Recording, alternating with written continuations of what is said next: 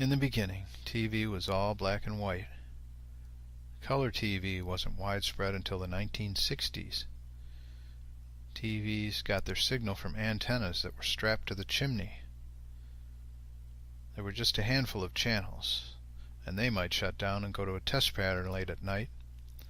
The reception could be poor, the TV could go out of adjustment, and the picture would start scrolling.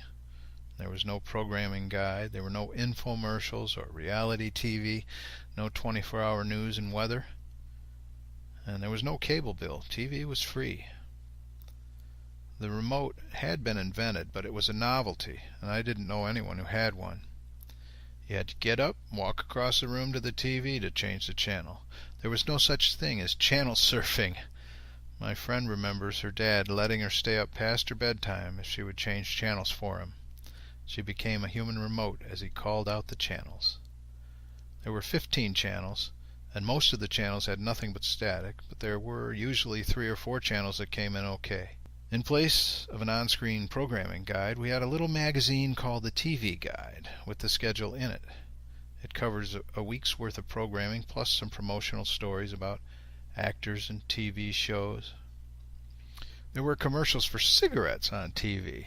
Marketers were just as goofy then as they are now, and one of the most memorable cigarette commercials was the one for Territon. Their slogan was, "I'd rather fight than switch."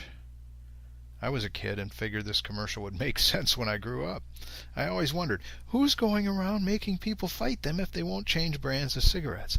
What a misguided, tortured soul. I still wonder what that was all about. And there were TV dinners to go with your TV. They were frozen in a molded aluminum pan, and you baked them in the oven because the microwave hadn't been invented yet. Convenience was the point, not flavor, and convenience won the day.